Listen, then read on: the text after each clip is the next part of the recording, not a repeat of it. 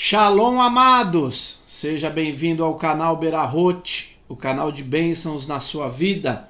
Eu sou o pastor Josué Santana e nós estamos aqui para mais uma viagem pela Bíblia. Lembrando a você que ainda não é inscrito no nosso canal, se inscreva no nosso canal, nos ajude a divulgar a palavra de Deus. Ative o sininho para você ser notificado todas as vezes que você tiver a oportunidade de ver um vídeo novo. Comente, faça uso do nosso canal para tirar suas dúvidas e nos ajude a divulgar o nosso canal. Nessa viagem pela Bíblia, nós iremos hoje falar sobre o terceiro dos patriarcas. Nós já falamos sobre Abraão, sobre Isaac e falaremos hoje sobre o patriarca Jacó. O patriarca Jacó é o terceiro desses patriarcas que vão se tornar colunas das promessas de Deus. Daqui para frente, todas as vezes que Deus for se referir ao povo de Israel, ele vai usar a alcunha de o Deus de Abraão, o Deus de Isaac e o Deus de Jacó. Com isso, amados, nós vamos sair de um cenário estritamente patriarcal e começarmos a pensar em Israel como uma nação, visto que após Jacó, Jacó vai ter 12 filhos e esses 12 filhos serão a base de sustentação da nação de Israel. E essa base de sustentação ela vai perdurar por muito tempo até as 10 tribos serem destruídas pelo rei da Síria. Nós vemos em Jacó, talvez seja a exemplificação maior da vida daquele que serve a Deus.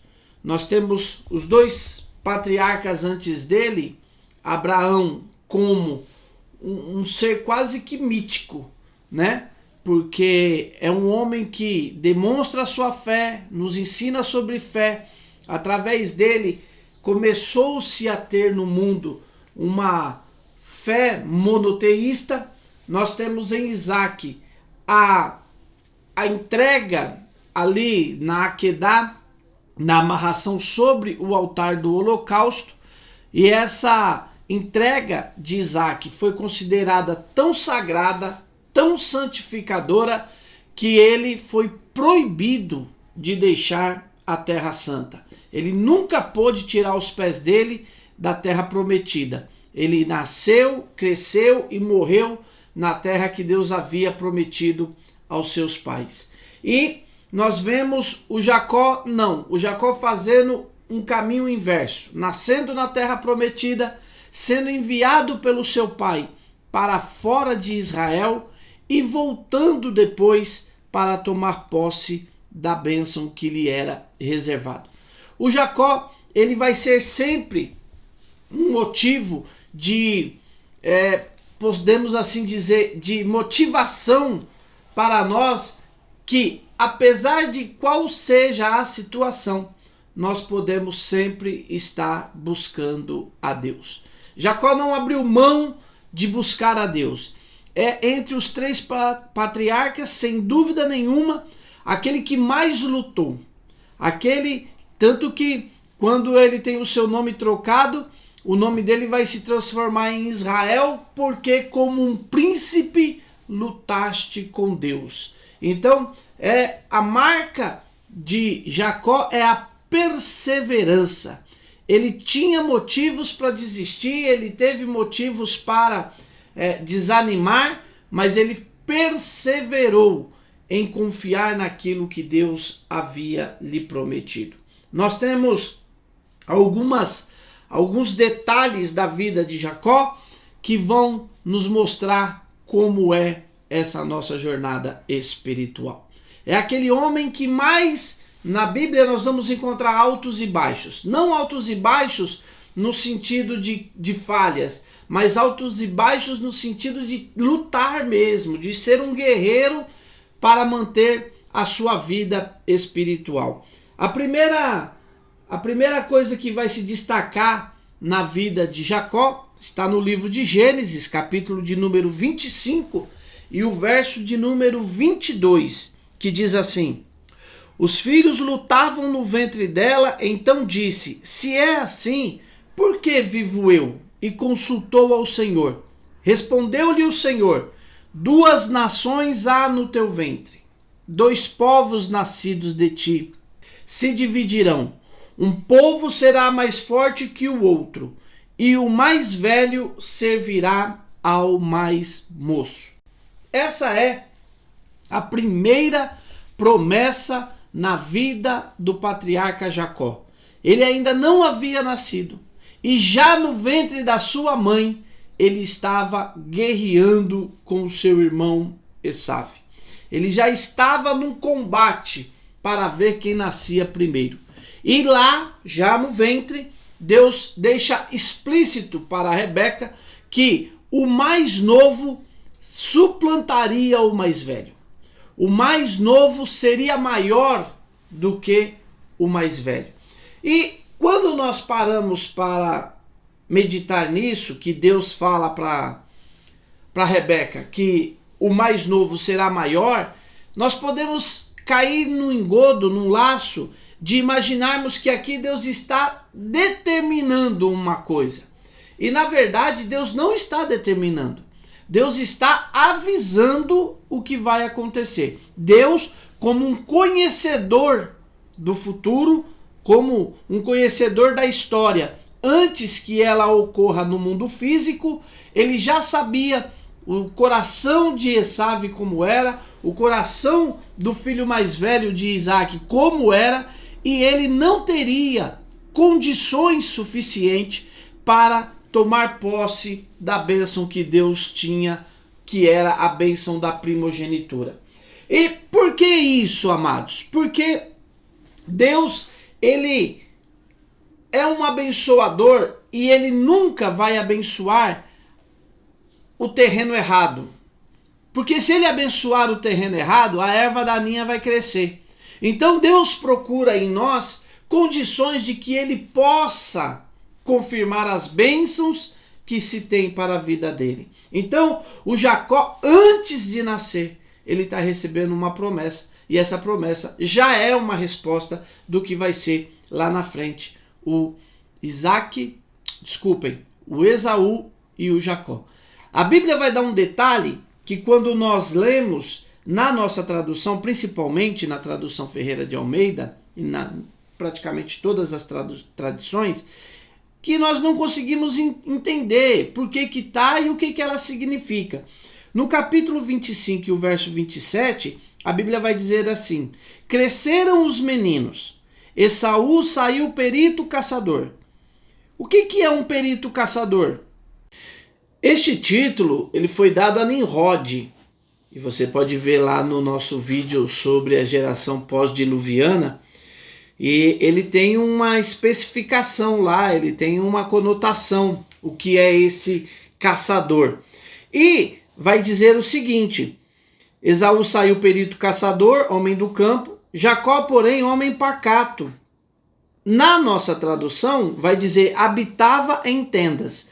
Mas quando você vê uma tradução mais próxima do original hebraico, vai dizer o seguinte, que Jacó frequentava tendas. E o que significa esse frequentava tendas?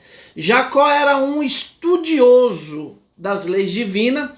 A gente também falou na geração pós-diluviana que Shem, ele começa um processo de discipulado através de ensinos nas tendas, que é depois seguido por Eber, que na nossa tradução é Eber, e daí nascem os hebreus. E o Jacó, ele continua essa linhagem de aprender as coisas concernentes ao eterno. Então, quando fala que o Jacó frequentava as tendas, na verdade ele tinha um método de estudo que ele seguia como havia aprendido com Sem, o filho de Noé, e com Eber.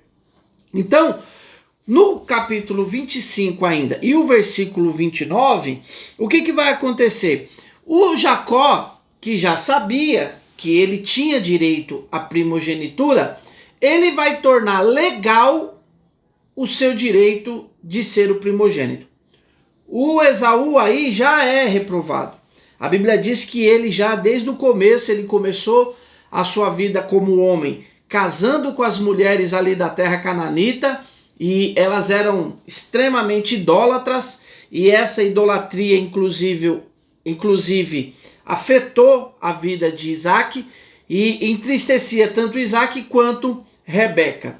E ele já sendo reprovado, o Jacó compra o direito de primogenitura ou faz o seu irmão abrir mão do direito de primogenitura. Ele tem a grande passagem a respeito de Jacó estar cozinhando um guisado, o irmão chega com fome do campo, pede e ele diz, olha, eu só te dou se você me der o direito de primogenitura. E ali fica mais do que claro que o Esaú não tem nenhum interesse em ter a primogenitura. Ele diz, olha, de que me serve a primogenitura? Mais importante é eu comer esse pedaço de guisado do que ser primogênito. E ali, oficialmente, podemos assim dizer, o Jacó se torna detentor do direito de ser o primogênito. Então, ele tinha a bênção antes de nascer, ele espiritualmente se preparou para ser o primogênito e agora ele se torna com todo o direito dono da primogenitura, visto que o seu irmão abre mão dessa primogenitura. O irmão não quer a primogenitura. E aí, no capítulo 27, a Bíblia diz que o Isaac já tem dificuldades de enxergar, ele está com dificuldades em enxergar, e ele chama o seu filho Esaú. Por quê? Porque ele não tinha conhecimento dessa podemos assim dizer, negociação entre o Esaú e o Jacó. Ele chama o Esaú e diz, olha filho, prepara um guisado porque quando você trouxer para mim eu vou comer e depois disso eu vou abençoá-lo. E a mãe do Jacó ouviu a conversa e ela, rapidamente, quando o Esaú sai, ela chama o seu filho Jacó e diz, olha, o teu pai vai abençoar o irmão. Chegou a hora que ele decidiu abençoar o seu irmão. Corre lá entre as nossas crias, traz um cordeiro e eu vou preparar para o teu pai. O Jacó, mesmo tendo todo o direito, mesmo tendo todas as condições espirituais e tudo mais de ser o primogênito, ele fica temeroso. Ele diz, mãe, e se o meu pai descobrir? Eu vou ser amaldiçoado em vez de ser abençoado. E ela disse, não, que a maldição caia sobre mim. E aí ele vai e faz tudo o que a mãe mandou. Ele pega o animal, mata um animal, cozinham, e a mãe pega a pele do animal, cobre os braços, põe no peito do Jacó e faz ele levar a comida para o pai. E a Bíblia diz que o pai, quando o filho chega, o pai vai indagar, filho, como é que tu conseguiu uma caça tão rápida? Ah, foi Deus quem me concedeu essa caça. E aí o Jacó, antes de comer, ele manda trazer o seu filho para mais perto dele. E aí a Bíblia vai dizer que ele, ao chegar perto, o Isaac vai pedir, olha, deixa que eu te apalpe, meu filho. E ele chega, o pai passa a mão nos braços, passa a mão no peito e vê que o menino é peludo. Como era o Esaú e não o Jacó. O Jacó tinha poucos pelos. E ele vai dizer uma frase bastante interessante. A voz é de Jacó, porém as mãos são de Esaú. Então ele está ali sem conseguir discernir. E entre diversas linhas que explicam essa passagem, ela vai dizer que foi por essa causa que Deus permitiu que o Isaac ficasse com dificuldade na visão. A dificuldade na visão do Isaac era uma forma de Deus assim conseguir fazer com que o Isaac abençoasse Jacó. E aí, amados, ele vai cheirar, né? Ele vai cheirar o seu filho. E quando ele cheira, a Bíblia vai dizer que ele, versículo 27, capítulo 27, o versículo 27. Ele se chegou e o beijou. Então o pai aspirou o cheiro da roupa dele e o abençoou e disse: eis que o cheiro de meu filho é como o cheiro do campo que o Senhor abençoou. O que significa isso? Alguns estudiosos, alguns conhecedores da tradição bíblica, diz que quando o Isaac cheirou o Jacó entrou na tenda do pai e o pai o cheirou, esses rabinos mais antigos dizem que naquela hora Deus colocou em Jacó o cheiro do jardim do Éden. Então, por isso que o Isaac vai falar: o meu filho, eis que o cheiro do meu filho é como o cheiro do campo que o Senhor abençoou. Que campo é esse? Era o jardim do Éden. Então, o cheiro que Esaú... Porque pensa comigo, amado, ele colocou pele de animal que havia acabado de ser morto. Então, eu acredito que mesmo sendo uma pele de animal, tendo lavado, seja lá feito o que for, não deu tempo de secar, não deu tempo de curtir. Então, não tinha um cheiro especial, um cheiro gostoso de se sentir. Mas quando o Isaac cheira o rapaz, a Bíblia diz que ele sente o cheiro como o cheiro do jardim que o Senhor o abençoou. E aí os escritores vão dizer que aí os escritores vão dizer que o Jacó tinha o cheiro do Gan Éden, do jardim do Éden. E ele, depois disso, ele abençoou o filho sai, e quando o filho termina de sair, o Jacó termina de sair, chega o Esaú com a sua caça. E aí ele descobre que o irmão já havia sido abençoado. Quando ele fica sabendo disso, ele bate um remorso no Esaú, porque ele tem consciência que ele abriu mão da primogenitura, mas ele não queria ser fiel ao trato que ele fez. E aí a Bíblia diz que ele faz uma ameaça de morte ao seu irmão. E quando a Rebeca sabe disso, fala com o Isaac. E é interessante, porque quando o Jacó vai ser abençoado pelo Isaac, o Isaac, ele usa um termo em hebraico para Deus, quando ele ministra a bênção sobre o Jacó, que é Ha-Elohim. E toda vez que esse nome é citado, ele está fazendo, como uma invocação de um Deus justo, de que Deus pratique justiça. Então, é mais ou menos assim, como que se o Isaac dissesse para o Jacó o seguinte: se Deus vê que você merece, que ele te dê essa bênção. E aí Deus vai confirmar essa bênção para a vida do Jacó.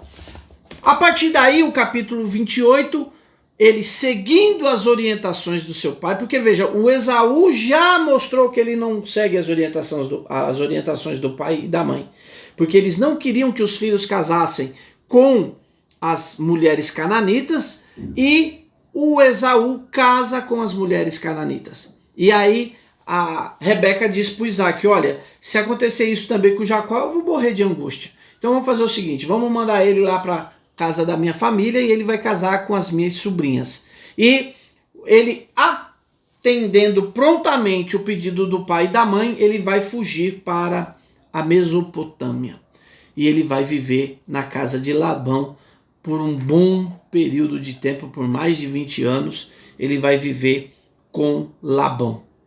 E nessa caminhada em direção à Mesopotâmia, em direção a Padã Arã, ele vai ter, a partir do versículo 10 do capítulo 28, sonhos espirituais. Ele vai ter o sonho da escada de Jacó, lá em Betel, onde ele acorda e ele diz: olha, aqui é a casa de Deus. E futuramente o templo vai ser construído nesse local.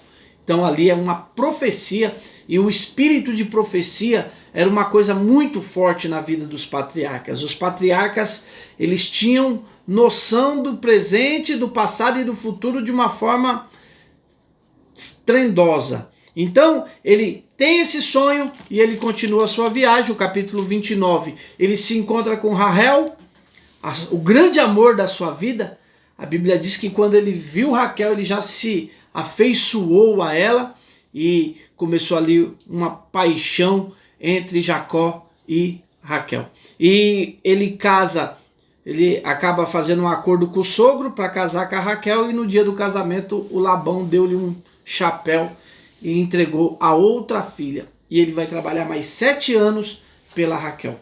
E ele começa, no capítulo 29 ainda, vai começar a dizer que ele tem os seus 12 filhos. E o que é importante nós lembrarmos que Jacó teve 12 filhos?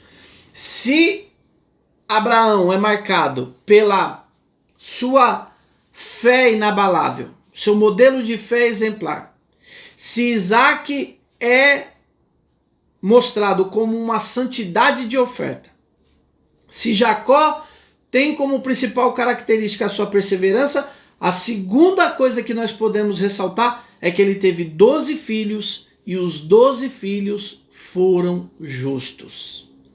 Abraão teve 2, um foi justo, o outro não. Isaac teve 2, um foi justo, o outro não. Isaac, e quando a bênção chega em Jacó, ele tem 12 filhos e os 12 filhos serão justos. Talvez você olhe e diga, não, mas tem falhas. Ser justo não significa não ter falha. Ser justo é, no contexto geral, o camarada servia a Deus. E o que é que prova que os 12 filhos de Jacó eram justos? Eles entram na genealogia de Jacó e eles vão virar 12 tribos do povo de Israel. É uma coisa tão bonita, é uma coisa tão maravilhosa isso, que lá na frente, já sob a égide de Moisés, Deus vai, entre aspas, eliminar a tribo de José, vai parar de contar a tribo de Levi e vai colocar mais 2 netos de Jacó como tribos, Efraim e Manassés. Então, é uma coisa que mais para frente a gente explica isso, o que significa, mas ele teve 12 filhos e os 12 filhos de Jacó foram justos. É uma bênção sem tamanho para o pai. E depois que ele tem 12 filhos, fica um bocado de tempo lá com o Labão. Deus manda o Jacó retornar para a terra do seu pai. E aí ele vai precisar reencontrar o seu irmão, que as últimas palavras que o Jacó ouviu dele foram: o dia que o pai morreu, eu mato ele. Agora o Jacó tem que voltar atrás, voltar para a terra que ele havia abandonado por ordem do seu pai e da sua mãe. E quando Jacó está voltando, mais uma vez, a caminhada de Jacó, ela é sempre marcada pelos fatos espirituais. Na ida ele tem um sonho lindo, que é o sonho da escada de Jacó e Deus abençoando, confirmando a bênção que ele está fazendo. Na volta, ele sabe e tem uma frase que ele vai dizer, é até um hino em hebraico, chama Catonte. Ele diz: eu não sou digno. Ele reconhece: eu não sou digno, porque eu passei para o lado de lá só com um cajado na mão. E agora eu estou voltando com tudo isso que eu tenho: mulheres, filhos, gado, riqueza. Então ele voltava, e quando ele está indo, ele faz um voto. Ele diz: Deus, se tu me levar, não deixar faltar comida, não deixar faltar nada, quando eu voltar, eu vou dar o dízimo de tudo que eu tenho. Então, agora ele está voltando. E mais uma vez, o fator estritamente espiritual vai ser fundamental na viagem do Jacó. Por quê? Ele vai se encontrar com um ser espiritual, um ser que ele sabe que aquele ser tem o poder de lhe abençoar. E a Bíblia diz, né, a grande passagem no Val de Jaboque, que ele lutou com aquele anjo, aquele ser. Ele lutou e falou: olha, você não vai embora enquanto você não me abençoar. E ele batalhou, até que aquele ser falou para ele: como é o seu nome? E a partir, porque o nome Jacó, ele é muito sem uma definição correta. Então, alguns dizem que é enganador, usurpador, outros dizem que é agarrador de calcanhar, mas a gente não tem uma definição assim estritamente eficaz de dizer, olha, é tal nome. O que acontece? O Jacó, quando diz que o nome dele é Jacó, o anjo fala: a partir de hoje você vai dizer que o seu nome é Israel. Por quê? Porque você lutou como um príncipe. Olha que coisa linda. Você lutou como um príncipe e você prevaleceu. Então, amados, nós vemos aí a última mudança na vida de Jacó. Ele vai a partir dali ser chamado de Israel, e Israel vai se chamar a nação que ele vai gerar através dos seus 12 filhos. Ele se reencontra com seu irmão Esaú, e ele, nesse reencontro, o irmão reconhece que Deus o abençoou grandiosamente, e ele vê também, o próprio Esaú vê que ele também foi abençoado. Só que na bênção que o Isaac ministra sobre os dois, porque o Isaac também acaba abençoando o Esaú, mas ele diz: olha, você vai ter que viver da espada. Você vai viver da espada. E ele vai viver da espada, né? A bênção dele tem que ter muito mais esforço para alcançar a mesma coisa que Jacó tinha, com a mão de Deus ajudando. E aí, amados, ele volta, e nessa volta, quando ele está voltando, vai acontecer um episódio que também às vezes passa desapercebido por nós. Mas a Bíblia diz que o Labão, quando sabe que o Jacó foi embora, levou suas filhas, levou as suas coisas, ele corre atrás de Jacó, e a Bíblia diz que ele tinha intenção de fazer mal a Jacó, mas no meio do caminho o Senhor apareceu a Labão e disse o seguinte: olha, eu não quero que você fale nada, nem bem, nem mal para Jacó. Não é para falar nada. Não quero saber que você fale nada. E aí, o Labão, ele fica assim, né, querendo arrumar um pé de conversa com Jacó. E aí ele diz: você roubou os meus ídolos. E quem tinha pego os ídolos tinha sido a esposa de Jacó. Segundo alguns mestres, ela tirou os ídolos da casa do seu pai para livrá-lo do pecado da idolatria.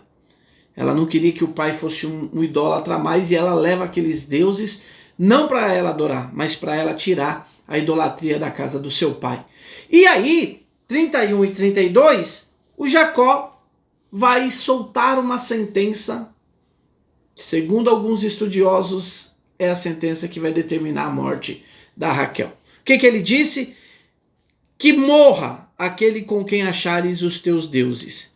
Verifica diante de nossos irmãos o que te pertence e que está comigo. Leva-o contigo, pois Jacó não sabia que Raquel os havia furtado. E o Labão nem achou, mas alguns estudiosos dizem que Deus cumpriu essa palavra. Então quem estava com os deuses acabou morrendo. E ali um pouquinho mais para frente, quando ela vai dar luz ao seu segundo filho, que vai ganhar o nome de Biniamim. Em português a gente chama de Benjamim, mas é Biniamim em hebraico. O Biniamim, ela morre no parto. Então, alguns estudiosos dizem que isso é uma consequência da sentença proferida pelo Jacó. Isso é uma lição para nós sempre tomarmos cuidado com o que nós falamos, com o que nós dizemos, porque é muito perigoso. Então, amados, o que mais? E aí vão contar o que acontece em Siquém. Os dois filhos de Levi, desculpem, os dois filhos de Jacó, Simeão e Levi, vão se juntar para matar os homens de Siquém, que o príncipe de Siquém havia abusado da sua irmã, e eles montam uma artimanha lá para poder matar os homens de Siquém. Fica até difícil, né? Eu falei lá atrás, desculpem. Eu falei que os 12 filhos de Jacó foram justos, e aí a gente vê umas coisas dessas, a gente não consegue entender, e não vai conseguir entender mesmo, porque a maneira como Deus julga as circunstâncias não é a maneira que nós julgamos. Deus leva em consideração muitas coisas que nós não temos como. E aí, amados, para nós encerrar, qual é a coisa mais linda que nós podemos falar daqui para frente de Jacó? Está lá no capítulo de número 49 do Gênesis. Ele perdeu o seu filho, e aí a Bíblia, a partir do capítulo 37, vai focar no Jacó, perdendo o seu filho José, que é vendido como escravo. Nós não vamos falar de José agora, mas no capítulo 49 tem uma coisa linda. Chegou a hora do Jacó morrer. E 49:1, a Bíblia diz que Jacó pede para que todos os seus filhos se juntem na beira da sua cama, porque o espírito de profecia estava sobre ele. Como é que a gente sabe disso? Ele diz: depois chamou Jacó a seus filhos e disse: ajuntai-vos e eu vos farei saber o que há de acontecer nos dias vindouros. Então, Jacó, na hora da sua morte, ele começou a ver as coisas que iriam acontecer, e segundo alguns estudiosos, ele conseguiu ver até coisas da época do fim. Mas a Bíblia não vai relatar, porque na hora que ele começa a falar para os filhos o que ele está vendo, o Espírito de Deus impede que ele fale. Mas ele tinha ali, ele começa a dizer, ele começa a falar para os filhos o que vai acontecer muito lá para frente. Segundo a tradição rabínica, cada filho é um pedacinho de uma profecia para o tempo do fim, para o tempo da era messiânica. Inclusive ele vai dizer que sobre todas as coisas. E a segunda coisa mais bonita aqui, que nós podemos ver, o Jacó, na hora da morte, ele tem uma bênção para cada um dos 12 filhos dele. É uma lição que nós devemos guardar para a nossa vida sempre. Essa capacidade de, na hora da morte, abençoar os seus 12 filhos. Às vezes, o pai, a mãe, passa a vida toda e ele não tem na sua boca palavras de bênção para os seus filhos. Você veja que os filhos de Jacó, se nós olharmos assim, humanamente falando, eles não são os filhos que só encheram o pai de gozo e alegria. Teve dificuldades. Já pensou quando ele soube tudo que os irmãos de José fizeram com José para vendê-lo por causa do ciúme, de tudo? Não eram filhos que nós olhamos e dizemos, só deu alegria para o Jacó. Não, teve problemas, teve dificuldade. Quando ele tem que lidar com o acontecido em Siquém, ele fala, rapaz, eles colocaram eu no enrosco, agora o povo vai vir aqui e vai me matar. E ele tem dificuldades, mas na hora da morte, ele está para abençoar os seus 12 filhos. Que nós possamos, irmãos, conseguir compreender isso e conseguir fazer com que nós sejamos capazes de abençoar os nossos filhos, mesmo que seja na hora da morte, na hora da dificuldade. Deus tem bênçãos e muitas vezes os nossos filhos não são abençoados porque nós não temos a prerrogativa de abençoar os nossos filhos. Que Deus abençoe vocês. Indique o nosso canal para as pessoas que você gosta, para a sua família. Ajude-nos a podermos divulgar a palavra de Deus. Dê o seu like, faça os seus comentários, se inscreva, ative o sininho e juntos vamos espalhar a palavra de Deus por este mundo. Deus abençoe a todos vocês.